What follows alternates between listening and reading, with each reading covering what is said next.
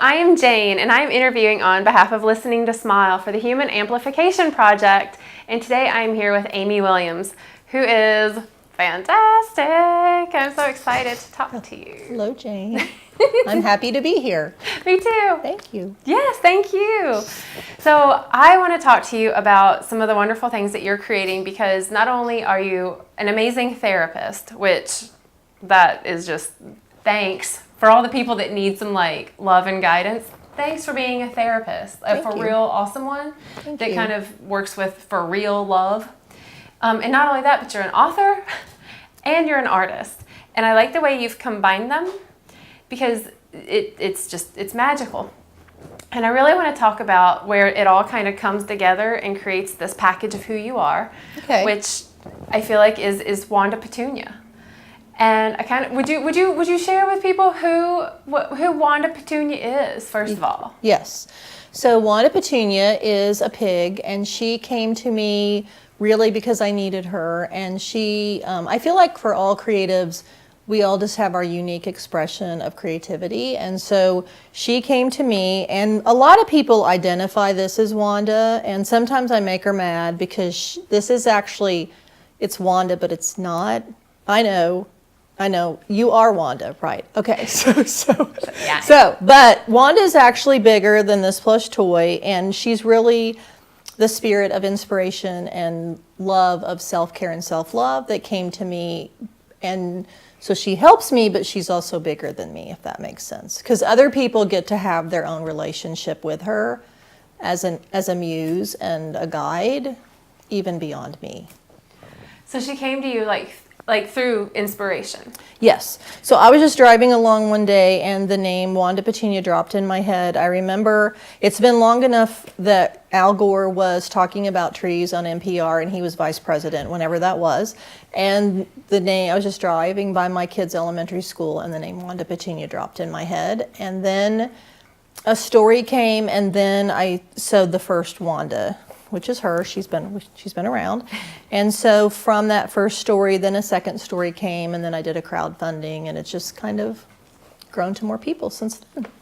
So I think the cool thing about Wanda, so it's like she embodies self-care and self-love. And it's this embodiment that is kind of within all of us, so then people can use almost like an outside of self representation of what is within themselves, because I feel like sometimes we can't see what our reflection really is. Yes. And I feel like Wanda's a good reflection. Yes. So I have a question about that. Okay, so I feel like when we have the ability to see our own reflection, right, we get inspired when we truly get to see the reflection of us, because then we see that we are beautiful and we are whole and we are complete and we are loved and we are loved and all these things, and we get to see that. So I feel like Wanda Petunia gives inspiration just in the being of herself, right? Yes. So where does inspiration come from for you? I think I thought a little bit about this before we got together. I think for me, inspiration is just, I feel inspired by almost everything. Like some people struggle with finding inspiration, and I almost have too much. And Elizabeth Gilbert in Big Magic talks about inspirations like floating through, and whoever grabs it is who benefits from it. And I feel like I have to be careful, because it's like so many things inspire me. I need to learn to it's okay to turn off the faucet or turn down the water. So I think that's why Wanda has meaning for me, because I've done a lot of different kinds of creativity, but I feel like she is connected to my life purpose in this life, that I'm a super sensitive person, like many creatives are, and I've had difficult things happen in my life. So it's like she came to help me be able to be of service to other people and help them be more of who they are. So I don't know, does that answer your question, or does that make sense? Yeah. Yeah. So for you to get your inspiration, so for you, it's more like turning him off. I feel like for so many people, they're like, okay, I need to sit, I need to breathe, I need to do this thing so that I can feel inspiration. Yeah. And for you, I feel like it seems like it's like a lot comes in, and you're like, okay, which is the part that resonates, and then taking that and then create from that part. Yes. So how do you choose which one to grab, hold in your heart, and then to create from? Yeah. So I think I'm learning that. So for me, it's more like it's more like sorting. And so, for example, I still get ideas related to doing things with Wanda. And she has a whole nother line with Beefy Parisian Pig, for example, and his stories. He's her friend that I've written those stories, but they're not published. So there's that whole possibility. But then there's also creativity, like my fish passed away. And I feel like I contributed to that because I didn't turn the heater on. So to bring harm to another being the person I am, was extremely distressing. So then I used creativity to recount their life story as a part of my healing journey. So some of my creativity is more purpose driven. I mean, I don't set about like, oh, it's to write a book. And a lot of creatives will like force their writing, like, oh, they have to work so hard to write a book. I mean, I'm really blessed, like a whole story comes. I mean, they're not like novels, so it's not like, see what I'm saying? It's a big long thing, but it's more like a whole story just drops in when I do things with Wanda. But then there's also my own healing journey where I use creativity for my own expression of, because I'm very much in my head. Some people are very they analyze a lot and they get lost in their thoughts, and I think I do that. So for me, creativity is a way to go into symbolism and imagery and color and be able to express the way I feel without going into the thought processes.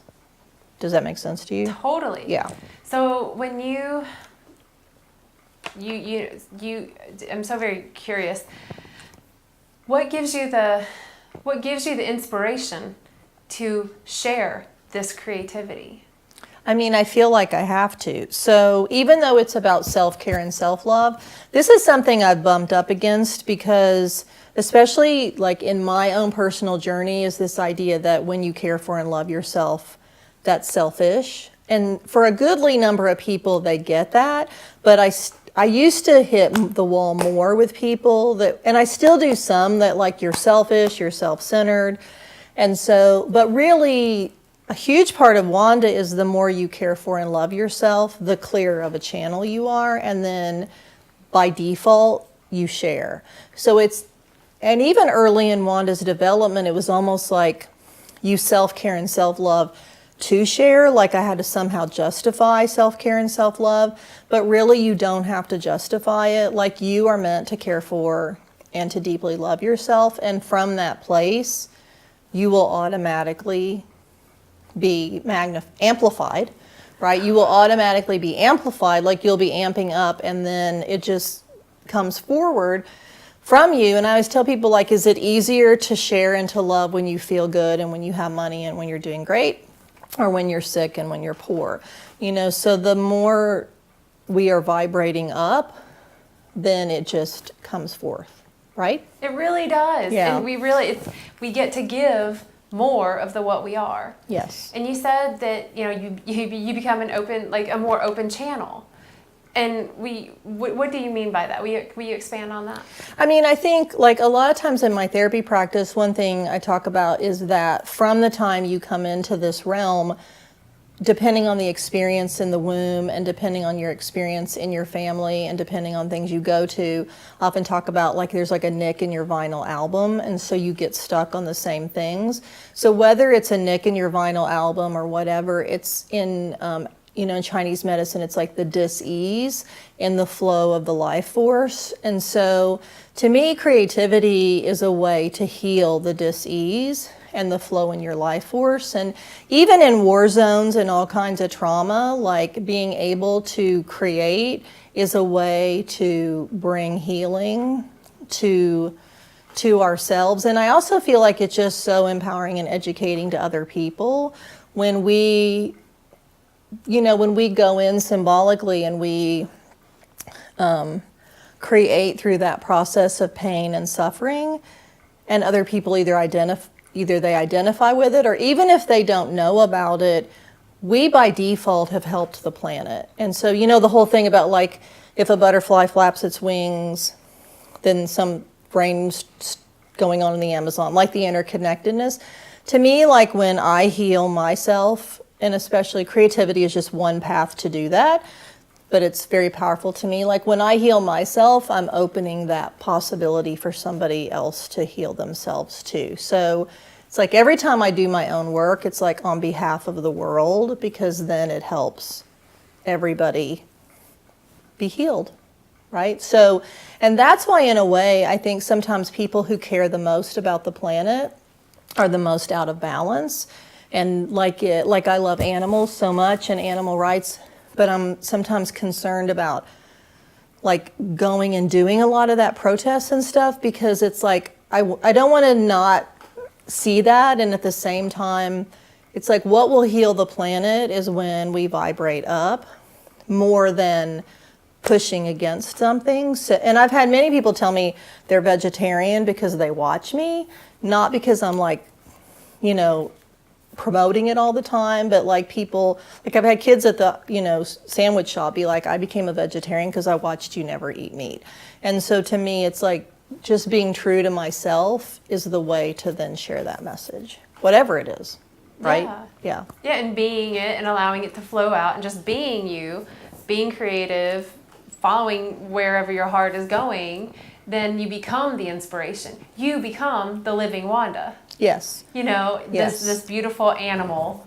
Yes. You know, we're nature. You know, you become this beautiful piece of nature, and you really, then you get to see the Wanda that's outside of ourself, in this toy, in this plush toy, in this story, in this book, in this play, that we are Wanda. Yes.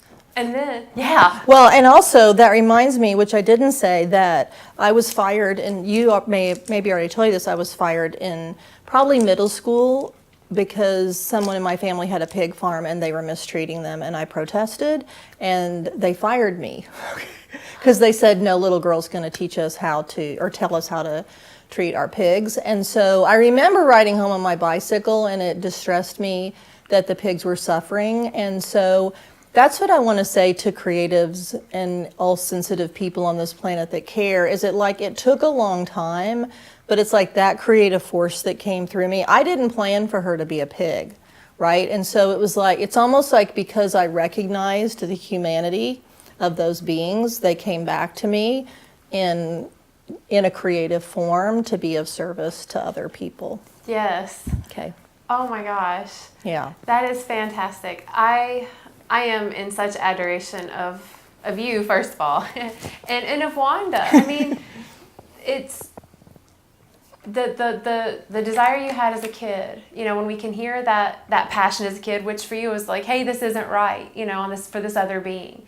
Combining that love with this, you know, journey of healing through our life, and allowing that to come through you to get inspiration from all of these things, and what culminated is this beautiful pig who shows that self-love is love for self, and we are love. And then you get to share all these stories and then help people. It's like you're snort a lot. You do get to snort a lot. Yeah. Yeah. I want to thank you so much for taking the time to do this, for being the amplified human, and for helping to amplify others by realizing our own potential. I want to thank you for that. Thank you for your time. I thank Wanda. Thank you. Wanda's bowing to you. Wanda's Yeah. Wanda's cute.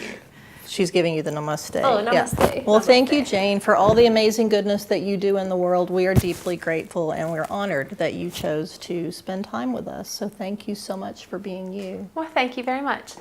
So yeah, I will be excited to see where across the world Wanda gets to go. So thank you very much, Amy Williams, and thank you to Wanda Petunia. And I will want to say thank you for watching this, and have a good day.